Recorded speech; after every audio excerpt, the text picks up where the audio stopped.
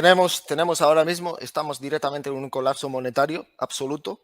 Y lo acaba de decir Ernesto, estoy de acuerdo con todo lo que todos los compañeros que han intervenido, acaba de decir Ernesto, el dólar es una bola de demolición de la economía que acaba por derrumbar economías a nivel mundial. Es algo que estamos viendo, pero la cuestión, cuando hablamos de inflación que estamos teniendo actual de precios, la inflación que estamos teniendo actual de precios es precisamente por propia intervención política. Hasta ahora teníamos un sistema donde unas cadenas de suministro just in time, ajustadas, bien coordinadas, pues dependían de un equilibrio muy frágil, donde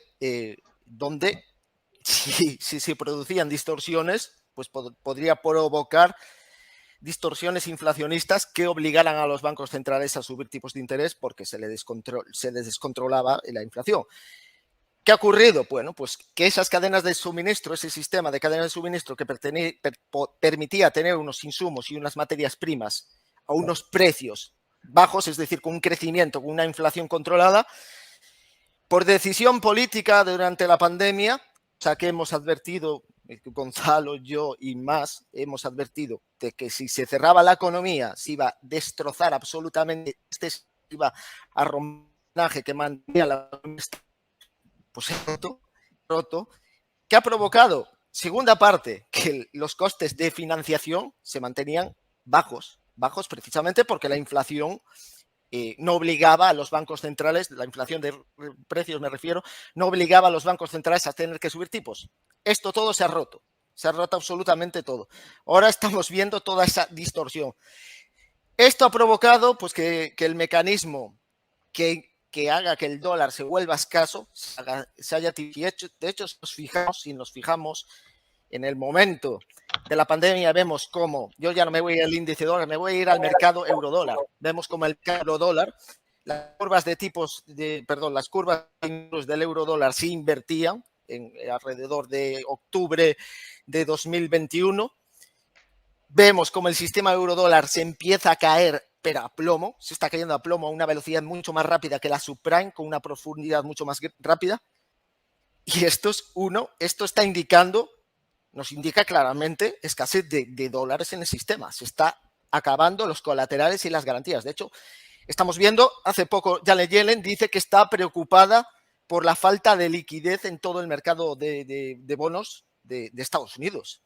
Es que lo que ha pasado en Reino Unido es precisamente eso, que las propias garantías que sostenían tanto los fondos de pensiones como fondos de inversión han perdido su calidad crediticia absoluta. Se han desplomado las garantías. ¿Qué ocurre? Que estos fondos de pensiones que están apalancados, que llevan pues incluso derivados apalancados con respecto a estos bonos, pues esas garantías que sostienen todo este sistema se vienen abajo. Es que lo estamos viendo. Hay más señales. Los repos inversos. Vemos cómo el balance de los repos inversos comparado con 2001, con 2008, es gigantesco. Es gigantesco. ¿En qué consiste los repos inversos? Voy a tratar de resumirlo. Consiste en depositar liquidez en la Reserva Federal.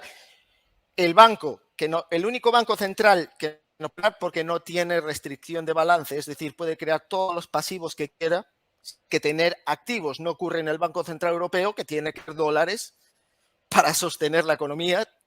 El Banco Central de Suiza lo mismo, el Banco de Inglaterra lo mismo. Lo que estamos viendo, en una palabra, es una escasez de garantías de máxima calidad, que son bonos del Tesoro, por ejemplo, de Estados Unidos, AAA, o no sé, AAA, todo lo que sea considerado de carácter crediticio AAA.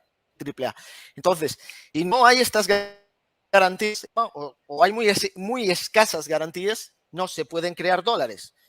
¿Por qué? Porque Basilea III obliga a que si los bancos, el riesgo de contraparte aumenta, el riesgo de contraparte aumenta, los bancos tienen que aumentar sus reservas para hacer frente a shocks de corridas bancarias.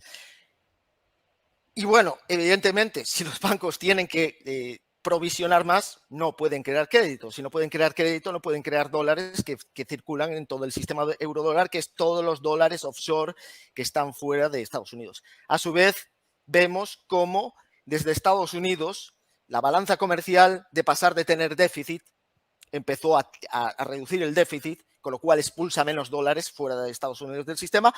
El propio gobierno de Estados Unidos ya no está creando déficit, con lo cual menos dólares saliendo fuera del sistema, con lo cual tenemos una contracción absoluta de las garantías que no permiten crear pues, dólares en circulación, y cuando el dólar se vuelve escaso, todas las economías que necesitan comprar insumos y materias primas en dólares no los encuentran y no tienen garantías para pedir prestado tampoco. ¿Qué ocurre si esas economías están endeudadas en dólares? Si el dólar se vuelve escaso, no pueden comprar dólares. Si Estados Unidos no expulsa dólares, no tienen flujos de dólares entrando, con lo cual no pueden pagar sus deudas en dólares. Esto es un sistema que se va retroalimentando, algo que Triffin explicó perfectamente con el dilema de Triffin, cuando dijo que un país que tenga una divisa de reserva mundial tiene que estar emitiendo constantemente esa divisa de reserva mundial para que el sistema no colapse.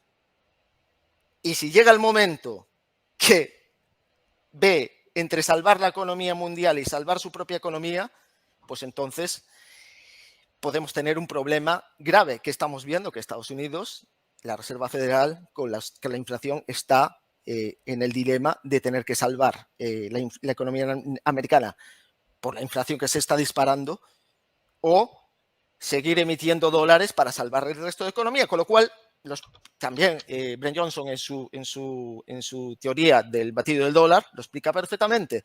Vemos cómo es un tsunami que empieza en países emergentes, Sri Lanka, Pakistán, etcétera, etcétera, y va acercándose poco a poco al centro de emisión de dólares, que es Estados Unidos, que lo va a golpear fijo. Lo va a golpear y va a sufrir las consecuencias de un dólar caro. Es que incluso para Estados Unidos un dólar caro y escaso es muy perjudicial. Y bueno, esto es lo que estamos viendo. Ahora estamos viendo cómo lo que ha pasado en Reino Unido, esa caída de los colaterales que sostienen pues, fondos de pensiones, etcétera, etcétera.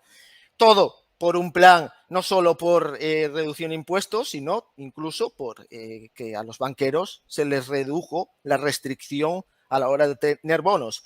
Pero, claro, para obtener beneficios, los bancos tienen que ampliar su balance. Para ampliar su balance, tal como está Basilea III ahora mismo, tienen que tener garantías de máxima calidad y entonces tienen que ir a obtener valores del Tesoro de Estados Unidos. ¿Qué tienen que hacer? Vender libras para comprar dólares. Lo mismo le ocurre a los fondos de pensiones, que al ver cómo los bonos se desploman, ellos no tienen beneficio por el bono ajustado por inflación, sino por nominal. Entonces, evidentemente, si la inflación se le dispara y estos bonos se caen de precio, evidentemente tienen que ir a buscar una garantía de máxima calidad, que son bonos del Tesoro de Estados Unidos, con lo cual tienen que vender libras para comprar dólares. Y a su vez, pues como dijo bien Jim Bianco, en el momento que pasó el desastre en Reino Unido, donde el Banco de Inglaterra ha tenido que rescatar absolutamente, entrar en rescate de todo el mercado repo en Reino Unido, ¿qué ha ocurrido? Que de repente las empresas han visto como sus requisitos de capital caían absolutamente y la mayoría podían estar quebradas si no entraba a intervenir el Banco de Inglaterra. Con lo cual vemos cómo esto es una bomba que empezó en países emergentes y está directamente golpeando cada vez más hacia el centro del problema, donde Estados Unidos. Y bueno, este es a grosso modo la situación que estamos. Hace poco el Banco Central de Suiza, ya voy a terminar para darle paso a Héctor, ha tenido que hacer un swap de liquidez. Hizo la semana pasada un swap de liquidez de 3,1 billones de dólares. Un swap de liquidez es un intercambio que hace un banco central con otro, en este caso con los Estados Unidos, para conseguir dólares, porque no hay dólares, porque el dólar es escasísimo, está escasísimo. Pues esta semana el Banco Central de Suiza ha hecho un swap de liquidez con la Reserva Federal de 6,5 billones, lo ha doblado. Sí, Billón español, no billón sí. americano, No, ¿verdad? no, Inglés. billón de americano, ¿eh? De dólares. O sea, pero o sea, billón, 1 millón de millones, ¿te refieres? Sí, sí, sí, sí, sí, O sí. 1.000 millones. Europeo. Europeo No, no, entonces, de ¿no? dólares, dólares, dólares. Se ha hecho de dólares porque es con la Reserva Federal. No, pero me refiero a la cantidad. ¿Es 10 Sí, sí, elevado a billion, 9 billion. o 10 Billion elevado a 12? americano. Americano, americano. Americano, vale. Mil Americano. millones. 1.000 millones. Americano.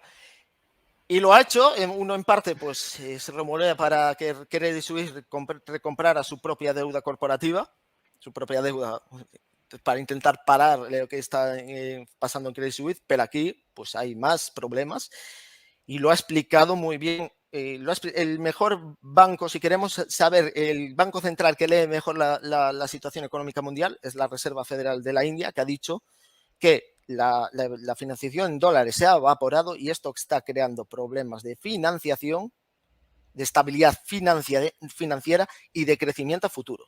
Y esto es un problema monetario absoluto de colapso de garantías que está haciendo caer la liquidez absoluta en dólares.